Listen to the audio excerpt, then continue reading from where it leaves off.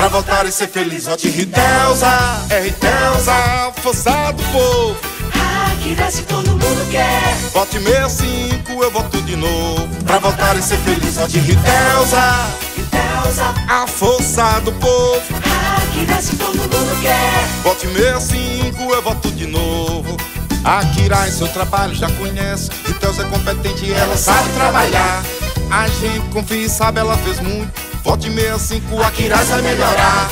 Seguindo junto, ao lado de Ritelza e Homero Silva, a Quirais vai prosperar. Nossa cidade vai crescer contente. Ritelza tá de volta e voltou para ficar.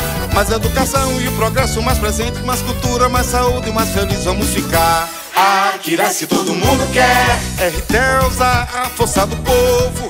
Aqui desce todo mundo quer. Vote 65, eu voto de novo. Aqui desce todo mundo quer. É Ritelza, a força do povo. Aqui desce todo mundo quer. Vote 65. Posto de saúde do Tapuí, eu vejo assim, a dificuldade que as pessoas têm de trabalharem lá. As pessoas também lá é muito quente, muito baixo.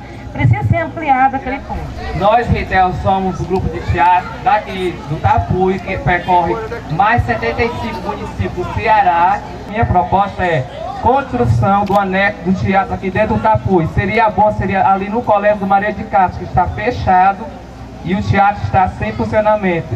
E só tem uma pessoa que a gente acredita, é em você, Ritelza, porque você é a única que apoia a cultura. Pra voltar e ser feliz, vote Ritelza. É Ritelza, força do povo. Aqui desce todo mundo quer. Vote 65.